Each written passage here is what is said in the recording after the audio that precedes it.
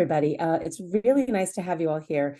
We, as you know, rotate the types of information and activities that we do in this forum intentionally to give you a variety of experiences. This session is really intended to be a forum for us to talk through some activities, to try on some activities, to research some things online. And my school teacher from California share with us an activity that she does in the classroom, in the chemistry or physics classroom. And then after that, I'm going to walk you through some online resources and give you some time to look through it. And one of the resources that I have is the lab that Dr. Gupta does. And I have it at a high school level and also at a middle school level. So with that, I'd like to turn it over to you, Dr. Gupta, to go through and share with us what you do in the classroom. Wonderful. Thank you so much for introducing me. And I teach in high school in Granada Hills, and I teach physics, just physics, not chemistry. I am not that great that I can teach both. So kudos to all of them who are teaching so much of stuff. So my topic is going to be photolithography. This lab is taken from CNSI, which is an institute in UCLA that talks about, or that teaches teachers like me to teach high school students about some nanosciences. And then they are very generous and they provide all the material that you would need for doing this lab and the write-up. So I have not created this. So the first thing that we do in this lab, it's a very cool thing. It creates this relaxing atmosphere where my students are drawing things using their phone or their Chromebook or their creativity. They draw it on a sheet, a transparent sheet. If you are old enough like me, you would know what a transparency is. So they draw it on transparencies. We use those transparencies, and then that blue thing that you see in the picture right here is called sunprint paper. That means it gets bleached when it's exposed to UV elements or UV light. Okay, so you can buy it online in Amazon. If you look for sunprint paper, you can find it. So what we do, they do a drawing. Here they have shown with the plants. You can put the leaves on, whatever you want to. But my students drew things. And then we put it on the paper. And then we expose UV light, which was given to me by CNSI. I did not buy it. I'm a high school teacher. I do not get paid well enough to buy it myself. And there's not enough funding. Okay, I'm just making it very clear. So we use those light, we expose them for exactly about 10 minutes or 12 minutes. And then we develop them just by rinsing them in water, just like you would develop a photograph. And then they are left with this nice art that they have created. So that's the demonstration that we start with. So align, expose, and develop. And the development is just, and the solution is just water in this scenario. So now here we're gonna go a little bit more. So we started with blank. We aligned our mask that we created. We exposed it to the UV light. We developed, and in this scenario, we're gonna etch also to make a circuit or to print a circuit on a slide. So this is my students doing all the work, and you can see happy faces. They were very happy that they created art, right? Here, if you can see my mouse, that's the drawing they drew on the transparency. That's what it looked like exposed. Then we talk about why we are doing this. And before we go into why we are doing this, we talk about, okay, let's think about what's inside our phone. We'll look up a picture of what's inside our phone. There's a lot of electronics in there. And then how are we making connections in there? That's the question comes up. And then are there wires? Do you see lots of wires? They said, no, we do not see lots of wires. Okay. So the board that you see has printed things on it, right? And that's how we get into what we're going to do next and why is it important that why we are doing it at a smaller scale, because the phones are such powerful computers and all that big thing has become too small. And then we talk about what happens to elements when we see them at nanoscale. And then we touch upon these concepts that these things that are not hydrophobic would become super hydrophobic at nanoscale, right? And then we would see about van der Waals forces. I played this video, Gecko Feed, because it's a very cool video. If it doesn't play in this, it would play. And it's an old video, it's not new. It had climbing robots. We wanted to send robots anywhere, into any environment. Climbing robot. So I'm a Tom Cruise fan. That has been pointed out by a physics teacher that I've worked with, that I am a Tom Cruise fan, because I would bring out the movies of the Tom Cruise and I would tell them, like, I was like, okay, so have you watched this movie where the Tom Cruise Mission Impossible, the Tom Cruise has something and he's climbing the tallest object in Dubai, right? The Burj Khalifa, he's going there. So what are the things that are making it, right? What animals would do it? Can we replicate it? If Tom Cruise had this technology, would it have been better, right? And then we watched this video, and then we go from really there. A new challenge. And so we wanted to climb different surfaces, hard, tree, outside buildings, glass, whatever we wanted. There are two things that allow the sticky bot to climb vertical surfaces. One, its unusual mechanical agility. We work in a lab that's basically focused on bio-inspiration. So we saw real climbing animals like geckos. Geckos do something else special. They have sticky feet, adhesive pads, unlike any other animal, which the engineers have recreated. We are focusing on just making the adhesives on a robot because it's very difficult to fabricate a large amount of adhesive. Like the gecko, the sticky bot has to have a tail loading the weight. And of course, I'm a science teacher and I'm teaching AP physics also, and I would not show this, and I'll ask them why they would have tail. And then we go into nano, that the stickiness is coming from nanoparticles and how so there are multiple uses to going into at a nanoscale. Since I'm short on time, I'm not going to play the whole video, but I think the slides would be shared and you can play the whole video by yourself. So this is what it looks like inside motherboard, right? So all this is printed, and this is what we're going to do today, right?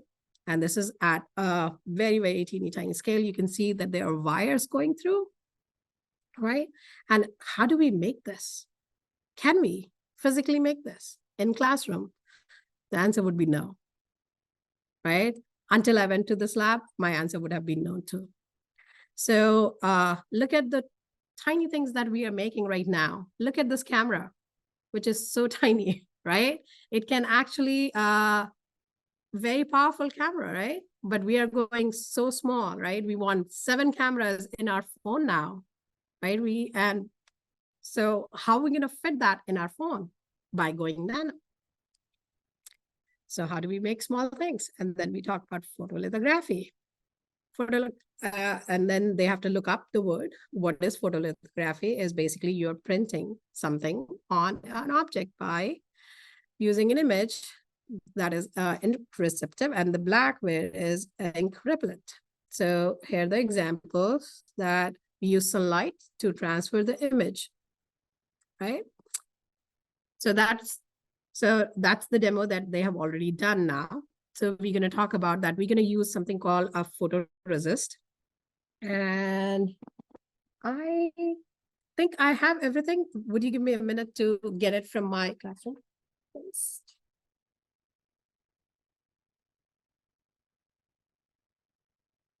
So the photoresist is I believe, on the image on the left, which is is a chemical. And so what you're seeing a picture of is the chemical being poured onto a substrate, which is that blue disc, and then it gets spun, just like, I don't know, there was a kind of a toy that did that, where you would spin and then the colors would go spreading out. And that is how nanotechnologists oftentimes will put a very, very thin layer of something on a surface, pour it on, and then spin it. And then the spinning will give you like a super thin layer. And it's a photoresist because it's going to react with light. Okay, you're Thank back. you. Sure. Thank you. I'm sorry, I moved into this room this year, so I cannot find everything at this thing that it popped up that I should have brought it out before. So as Ms. Kolker has explained, that's how you create. So UCLA CNSI provided us with the slides that had this coating already. So now our job was to align a mask. So they gave us the mask, we would align it on top of it, and then expose it to the UV light. Once we expose it to the UV light, again, we're going to develop it in the water, just like the sunprint demo. Once we develop it, it's going to look like there's a small print over there, but on the photoresist, but it's going to have everything. So what we're going to do, we're going to etch it out with a solution so that it's going to remove unexposed, all that photoresist which was unexposed. So that's how it looks like, that you have a substrate, photoresist on the top, you put the mask on. The mask is going to cover the UV light and the rest will be exposed where the mask is not. So it's going to look like this. You develop that where you actually had exposure, it's going to take that out. And then you're going to etch it out with a solution of iron oxide. And then because of that solution, it's going to just the circuit, the mask, whatever you had it on the mask will remain on your slide. That's what it's going to look like. And then of course we go on the pattern that we're going to have. If your mask is like this, so let's say it's a circle right here. So we're going to have a positive. So we are left with this, the pattern that, I'm sorry, this is the one where it's the mask is dark, right? So we're going to left with the positive image in our scenario. So this is what the mask looked like in our scenario. And this is what our slides came in with. We put them under the UV light after aligning it with the mask for 12 minutes. And then we developed them using water, just like so. Sorry, there was a photoresist solution too, but there was one. So it looked like this at the end after developing it, and then we etch it out so that we are just left with these circuits. And that's what it was. And then we have to, of course, we have to neutralize that. Here. This is what my students made. So we put the mask on, align the mask with the clip. So there was a sheet that we could have used for aligning everything under the UV light. Then they were developing it here, and then we exposed it. And this is what they made. And right now you can see that my student is trying to measure the resistance of these wires. So if you go here again, they are a thick wire and a thin wire. You can see a thick wire going all the way thick, and there's a thin wire. So they measure the resistance of the thick wire and thin wire at different lengths to figure out this relationship between resistance and length and area. That's what my student did. And they had so much fun, and they could not believe that we could do this in class. I was like, me too. And that's the end of it. Fantastic. So do we have any questions for Pooja?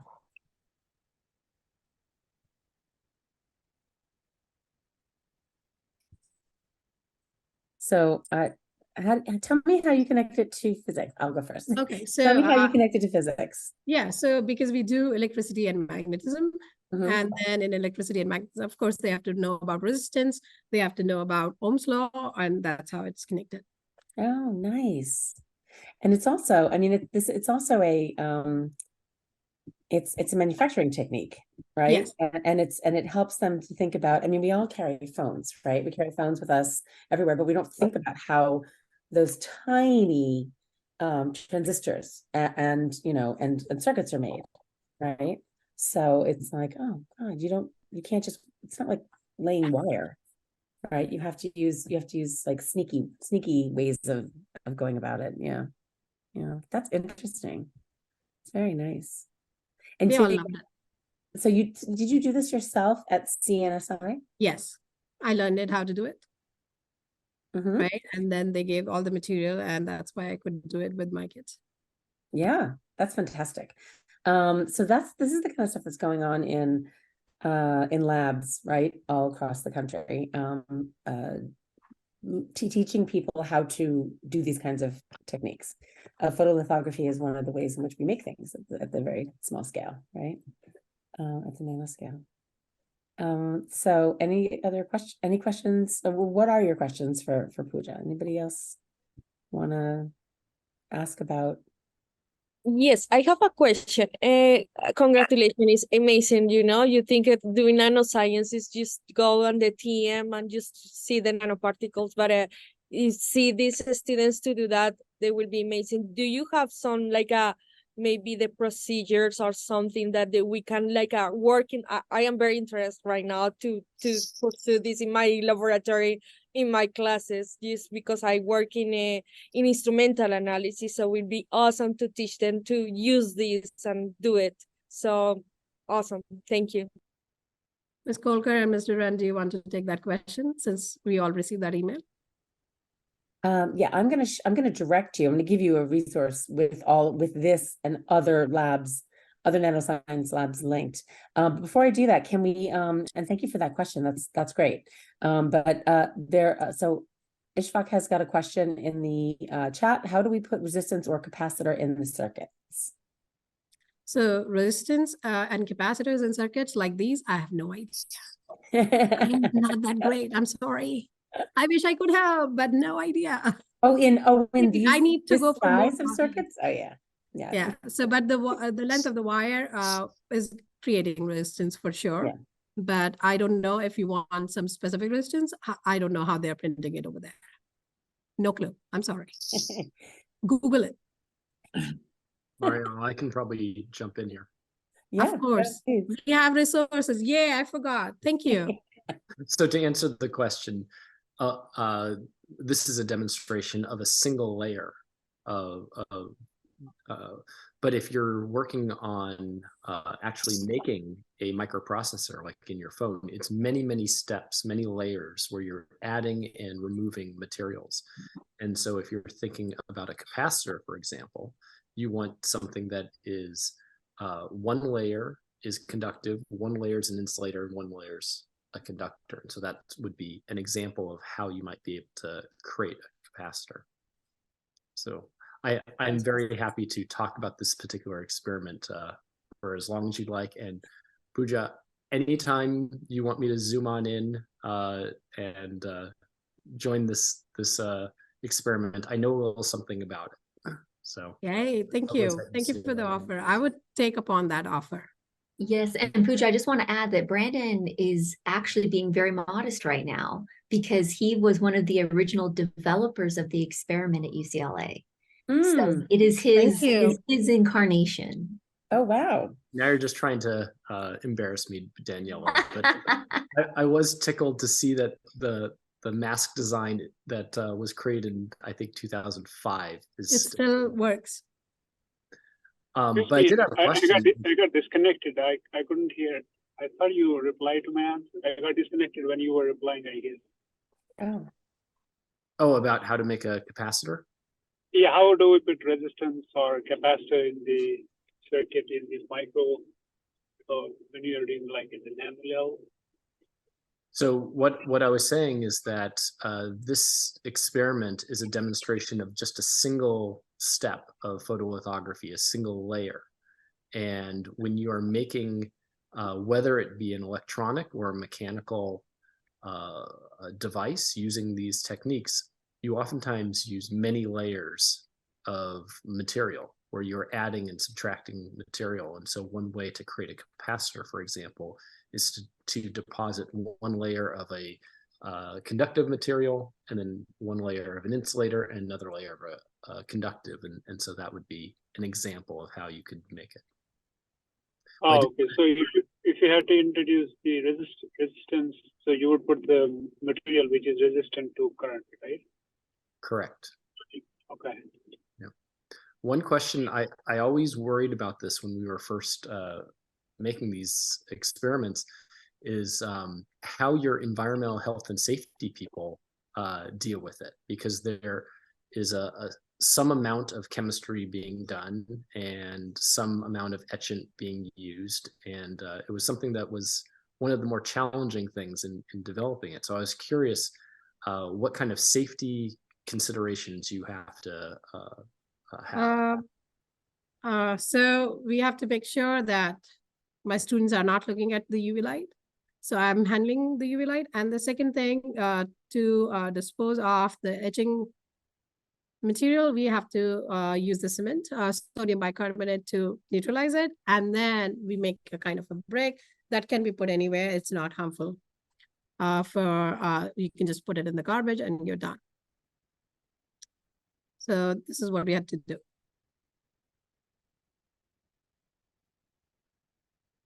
And to add, that's one of the best parts, Pooja, right? Because of what it looks like for them when you do it. And this. It's so much fun. They enjoy it because it's an exothermic reaction. Yes. Yeah. You're making me miss chemistry, the chem classroom. Oh.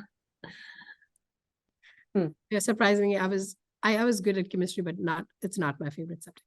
Physics is my favorite subject. So So I have found that in teaching nanoscience, I'm a physics teacher, but I teach a course called nanoscience at nanoscale science and engineering at the high school level. And it's really, it's exactly what, the articles in the book say. It is part physics, part chemistry, part biology, part material science, part engineering. Right. And I discuss with my students that, like, you can see all of the different sciences coming together. And also that is somebody wrote that that might have been one of the reasons that it took such a long time for nanotechnologies to develop, is because scientists were in their own, troughs. Right. But it does. I'm thrilled to see you doing this in a physics classroom and not just a chemistry classroom. Really, really good. Yeah. because now you can do Ohm's law once they have done this, or resistance or anything with that. So it makes sense that you can do it in physics class. Yeah, exactly. And I have a similar lab SWOT, and I dug it up. I wanted to share it with you, but what I'd like to do is actually give let me get the link. I'm going to give everybody a link to a resource doc, and we have shared this resource doc in the past, but it's worth revisiting. So I have actually added this lab that you did. So there you go. There's the link in the chat, and I'm going to project my screen so that you can all see. I'm going to navigate to where this lesson is on the doc. Okay. And this is really what we wanted to do, is bring these materials to you so you can start doing this in your classroom. So, all right. So I've got here in my screen, I've got the doc pulled up, and it's just a compilation of resources for you. So it starts out with text resources, introductory videos, and online lesson plan, like resources for online lesson plans. We'll visit that. But if you're interested in bringing nanoscience to your classroom, we've got some size and scale resources here. And then these are things that I have used in my classroom. So nanoscience concepts, and the four major ways in which materials differ in their behavior and their characteristics at the nanoscale are electrostatic force dominance, which is the physics part, right? And then we've all of these different ways in which that manifests. Surface area to volume ratio, which really is chemistry and biology. You'll see it a lot in biology. Light matter interactions and quantum effects. So if you keep going down, we then I have a little section on nanoscale fabrication, nanoscale characterization, which is what the industry calls it, but it's really just microscopy. And then we've got some news and research links that you can use to look up all the new research that's going on in nanoscience. So if you look at the nanoscale fabrication, which is really what Pooja's lab was doing, I have put over here 4 labs There are 4 different labs. They're all different versions of the same thing. The CNSI one is the one that is really the one with the spinning, right? And the chemicals and like what you saw on her slides. And then there are different levels of the Sunprint. 3 different versions. One came from Tina Tom, who also presented a little while ago, maybe it might have been last year, in this forum. And then there's one that comes from Stanford, and then there's one that comes from NNCI. So there are versions, and there are 2 versions that are high school and 2 versions that are middle school. So so right here, if you can see, this is the one that is really the thing that you went through with your students, I think, Pooja, right? So this is the whole write-up that we were talking about, that you can use. So there's student procedure. I'm wondering, did you graph these with your students? Did they actually collect the data and do the graphing, Pooja? No, we did not graph this. We just took the data and they could see the difference. Some of the circuits were good. Some of them were not that great. Yeah. And because we had only a few students in that class, so they were not enough graph. So, but they could see, for those that they were working, that the resistance goes down. Yeah. Or increases from at different length, if you just keep on increasing the length, or if you just reduce the area. And also for the thickness, they were only 2 thickness. So yes, I could not that's plot true. it. That's true. You can't really graph, it's just 2.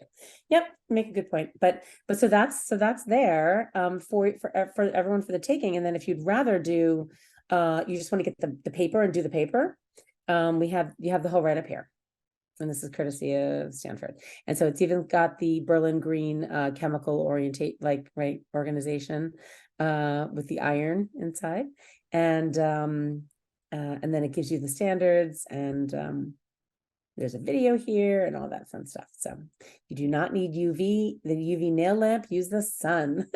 That works in some places better than others. I would say I wouldn't do anything with the sun before like May in New Jersey, because it's pretty it's not really so sunny here. So this is the same thing that you were seeing in the slides, right? The positive photoresist and then the negative photoresist. So so it really is like a little window into how manufacturing happens at this really tiny scales. When it's not practical, you can't run something and make a wire.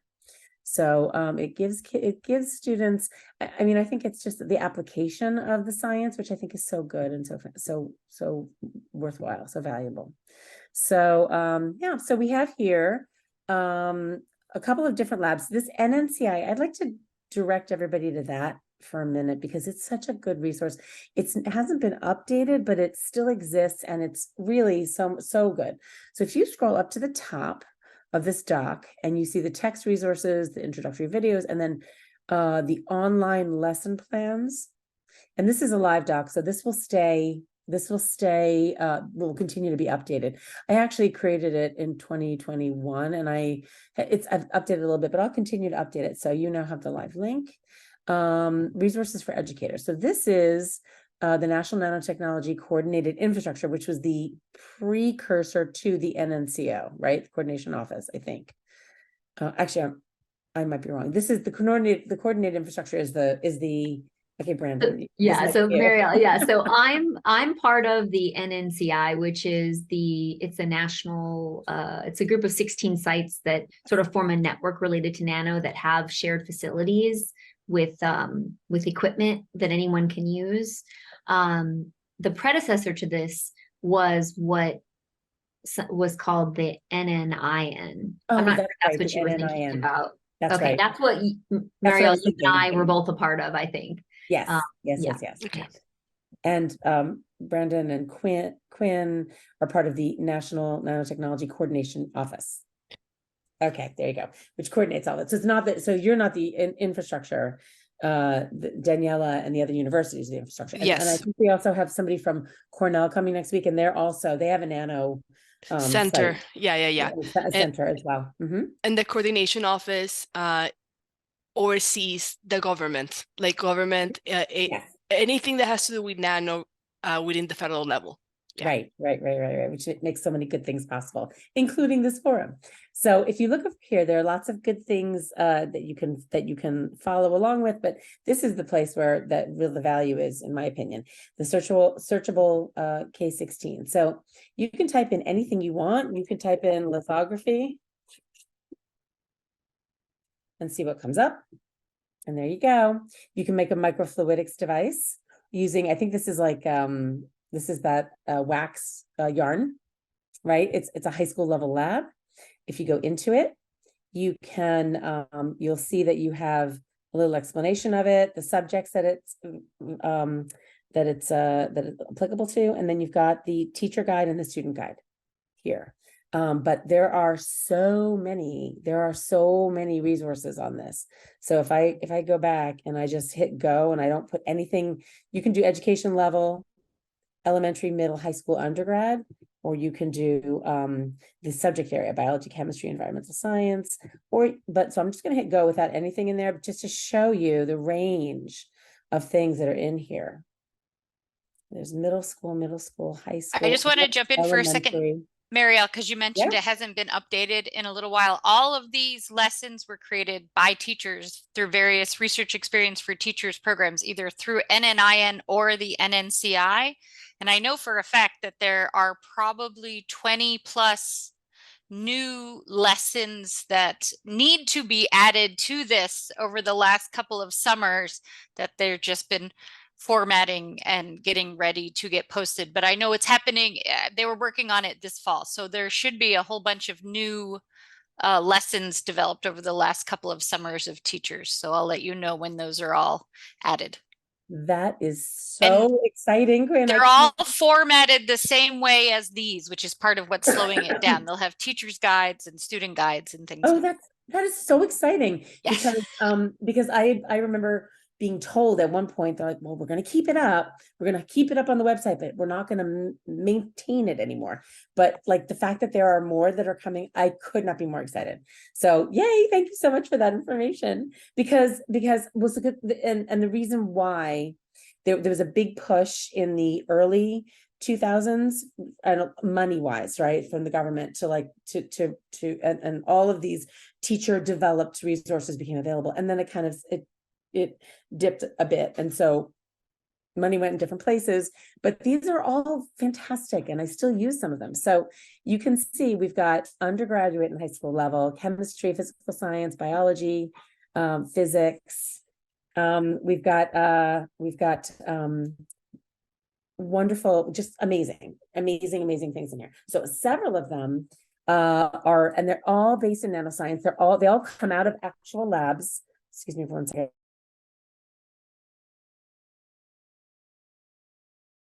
Okay, so then what we have is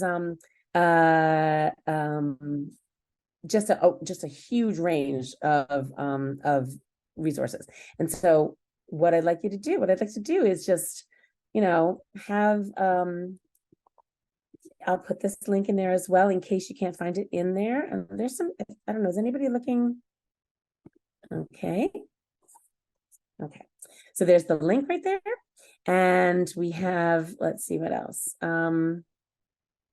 So what we'd like you to do, we have not quite a half an hour left. So what we'd like you to do is, please take some time. And if you would like to go into a breakout room with like high school teachers together or chemistry teachers together and look through this and look through some of these links and find something that would be useful to you, that is 100% what we would like, we intend for you for this session.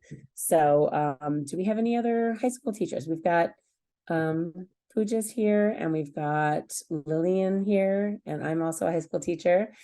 Julia, what about you? Are you high school, middle school, undergrad? Undergrad. Oh, you're teaching at the undergrad level. Yeah. Well, you still have all of these. No, it's awesome. I will use it. Yeah, I am very excited. Yeah. Oh, good. I'm so glad. There's so many good things.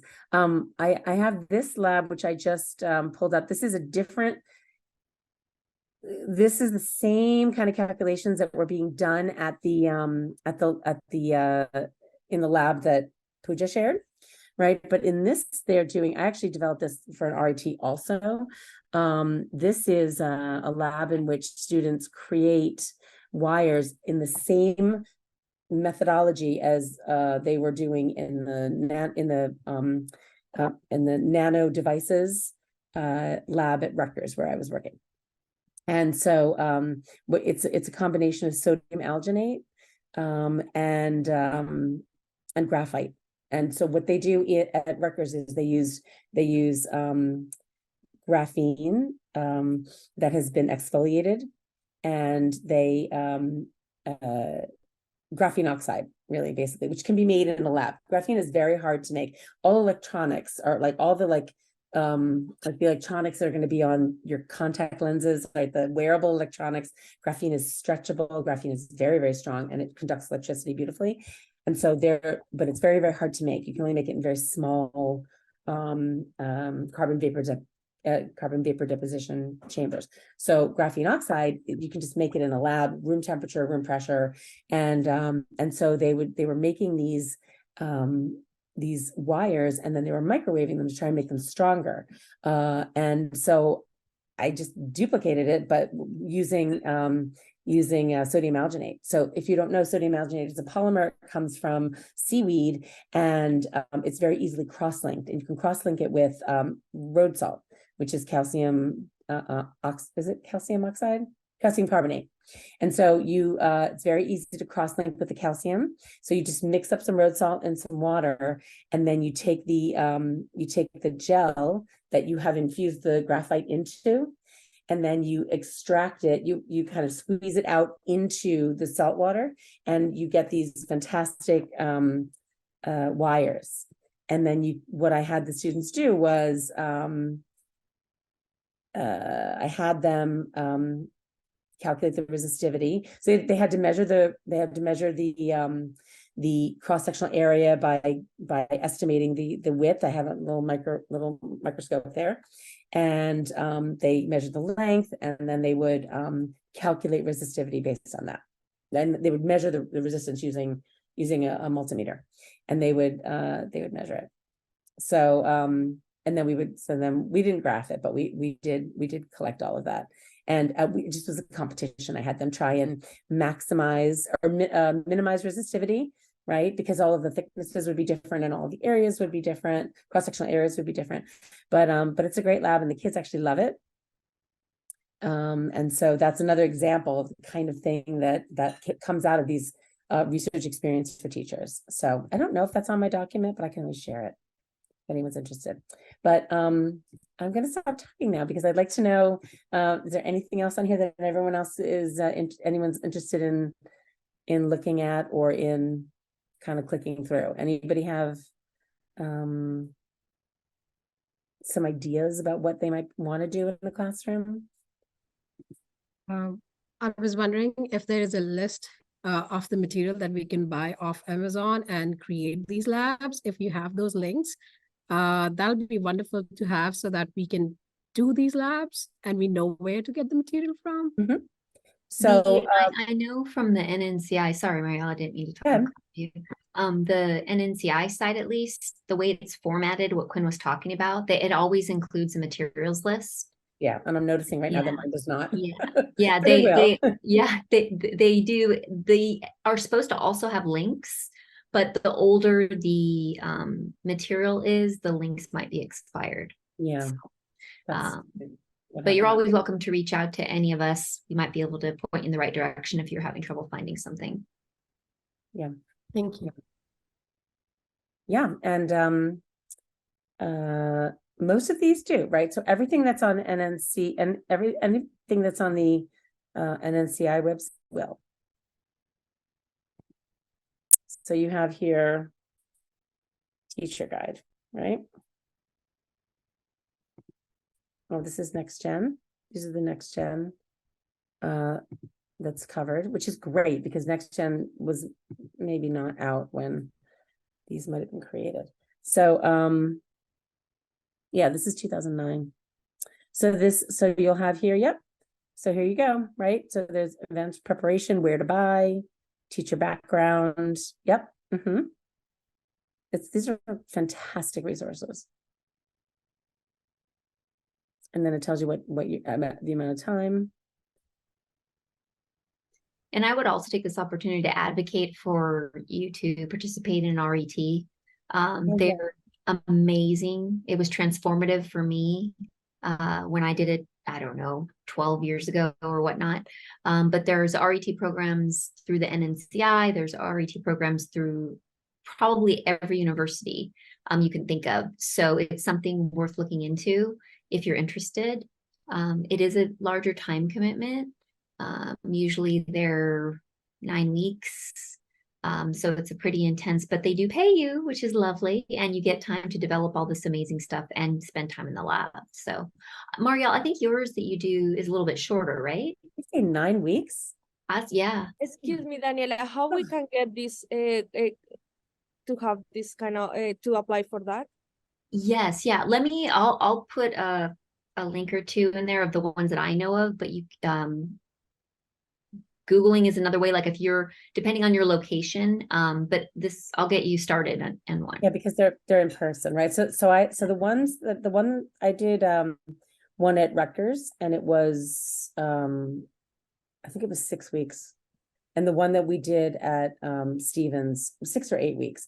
And the one that we did in I ran it at Stevens with 2 co-PIs, and they that was a 4-week, because it's hard to get teachers to commit, 8 or 9 weeks. Mm-hmm.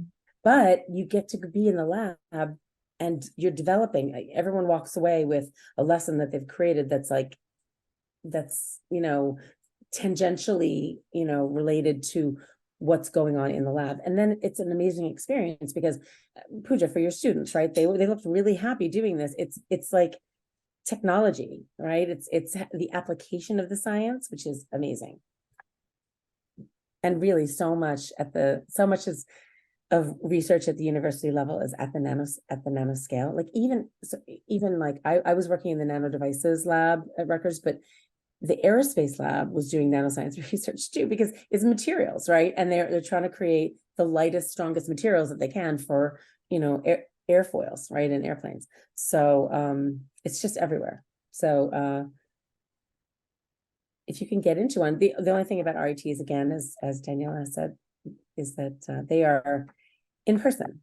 So there really isn't is there a national clearinghouse or database of them? Not a database, but I was just looking for that if NSF keeps track of it, but I'm not. I think if you search for awards under research experience for teachers, but it's cumbersome because you really need to look at, what I would do is whatever universities or schools are near you geographically, search those for RET experiences because they are in person. And unlike RAUs, which are for students, RETs don't have housing or travel allowance. They pay the teachers. You get paid to do the work over the summer, but you need to be able to commute there yourself. So I would look at your area and see what kind of schools are nearby and search those.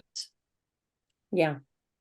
And for the middle school teachers, I don't know if we have middle school teachers joining the call, but there's the online programs that Daniela run. Can you tell them a little bit about that? Yeah, thank you, Maria. Yeah, I wasn't sure if anyone was a middle school teacher. Is there? I don't know if we do. Yeah, I don't think so. If you are a middle school teacher, send me a chat and I'll send you information about the amazing program that we run through the NNCI that's virtual across the country. And then we have one in person here at Stanford as well. The middle school one is virtual. That's fantastic. Yes, the one version of it is virtual. Yep. It's wonderful. Yeah. Are there any RETs that are virtual or they're all in person?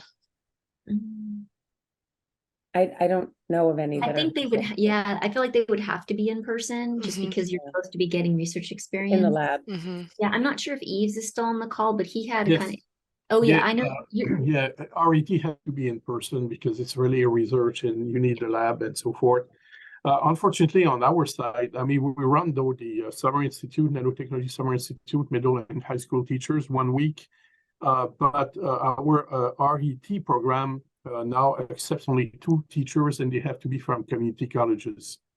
So for middle high school, we do the Summer Institute, and for RET, we do community college, and they have to be around because there's no lodging or travel allowance. Yeah. I mean, the Stevens one was virtual the first year because we had COVID, right? It was a terrible timing, but then they didn't have the opportunity to get into the labs. I mean, exceptionally in 2020, we did our REU program virtually, so we were sending kits to the students so they could experiment at home. But really, the experience is much better if you can show up in a lab, of course, especially the lab of the caliber of UCSD. That's quite an experience. Yeah. So doing that is an amazing experience. But then we also, of course, have all of these, all of the fruits of those labors, right? And I can't wait for the new ones. Very, very excited. So I've used several of these in the course of my nanoscience class. And they're all connected. It's all connected to nanoscience. In fact, I do the Explore Vision competition with my students. Has anyone heard of that? It's K to 12. It's run by Toshiba, or it's funded by Toshiba, and students are supposed to actually look up actual scientific research literature, and base like an invention that's of their own creation, of their imagination, on like actual science that's going on in the labs. And if you look at the things that are that win every year, it's always nanoscience based. So the students, my students have no problem, because all the research, there's so much research on at the nano level, and they've done things like create, imagine piezoelectric sensors that can go underneath roadways to generate electricity from roads, because that's what those piezoelectric devices are, the nano, utilize nanotechnologies to solar panels that collect solar during the day, and then collect, because there's a heat gradient, they'll also generate electricity at night when the sun is down. Just really cool, amazing things. Because all of nano, like and all the wearables, the contact lenses, and all of the brain implants, brain computer interfaces, BCIs, all nanoscience. So there's just a tremendous opportunity and I think that it's so much, nanoscience is so represented in labs that I think it really is meaningful for students to be able to do some of these practices in their classroom, in their high school classroom, or learn about what what things are, how things will work. So does anybody have, I'm not keeping track of the chat, but does anybody have, a database is on NanoHub. Thanks so much. Yeah, I wonder if we should mention about the RAIN network and that previous session that we had on getting access to that, as far as bring that to your classroom. Yeah, please do. So what I'll do is I'll stop sharing, and you can go ahead. I mean, I did have that up. Was it on our list of resources? So teachers, if you're not sure, the RAIN network is a way to get your students to engage virtually with a scanning electron microscope. Yes. Basically, they get to remotely engage. Eves is part of the RAIN network. Okay, yeah, great. Quinn just put it in the chat. Yeah, but I also, it's also on here, because down by characterization, because my industry calls it characterization with microscopy. So right here, remote access of an SEM in real time at a college campus. So you can, so this is the website. And what you can do, that's a little outdated, but what you can do is there are K-12 resources here, which is great. They have fantastic, right? They've got some fantastic resources, like with experiments and activities. And then there's also in Spanish, which is fantastic. But then they also have, let's see, they've got remote access. Where's remote access? I think if you go back to home, you'll see it, one of the tiles on the there, remote There we access. go. Yep. There we go. Yep. So right over here. So this is amazing. And this is when I did this, I was like, this is fantastic. You can have your students actually operate an SEM remotely in real time. And some of the so it's that network that we were talking about, right? The NNIN network is the Nope, this is NAC, Marielle. It's Oh, all sorry. NSF. It's I'm all sorry. supported through the National Science Foundation, which means all the resources are free for people to use if they know about them. This is a different network. Excuse me. This is the NAC network out of Penn State and the CNEU. All of the acronyms are Yeah, a but you pain, can, but they're Yeah. all free. yeah, but okay, so I stand corrected. You're absolutely right. The website is run through Penn State and their network. However, on here, like you can book with anybody in the Yes. network across the Which country. are a lot of NNCI sites are a Yes. part of the NAC network. Yes, Yeah. NNCI know. Okay. One Oh, big so they're family. not all of them are. Okay. Yeah. So you can schedule a remote access, and you can choose which university you wanna work with. This is the beginning of it. So what they'll do is it's a Zoom, and they'll set you up, they'll connect their Zoom session to the SEM, and then all you need is a mouse that has a scrolling button on it, and then you can scroll in on whatever's in the screen on the platform in the scanning electron microscope. And so you can go, and they have like they'll have butterfly wings, and they've got really interesting materials that you can actually zoom in on. It's a fantastic experience for the students, and they're talking to a scientist that's in the lab, or a doctor that's in the lab, or postdoc that's in the lab. I also wanted to mention that we dedicated 2 sessions of this forum to this last year, and you can see the recordings if you're just curious to see how it works and how the interface looks. And I posted in the chat, in addition to the Google document that Marielle shared, we have another one for everything that we have ever shared in this forum, and we keep track of it by date. So you can scroll down and see like past presentations, different links that have been shared, and I just put in the chat for you. Oh, there it is. It's being shared for There it everyone. is, yeah.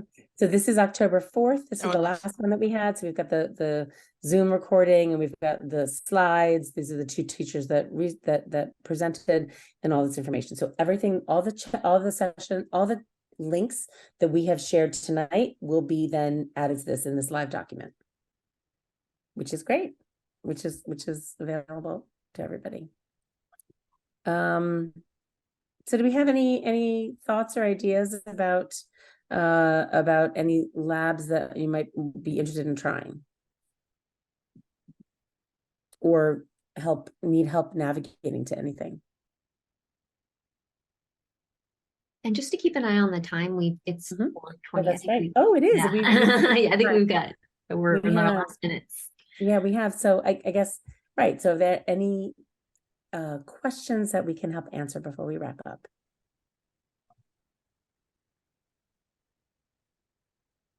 Not a question, but I will just commend this group for doing these hands-on experiments in the classroom. I know I don't have to tell you how impactful they are.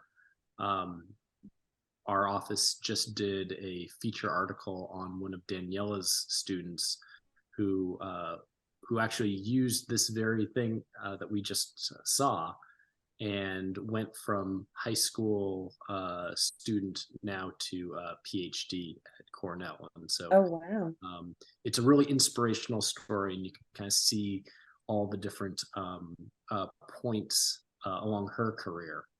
And so that's actually coming out next week. So Danielle is going to be famous. Rachel's going to be famous.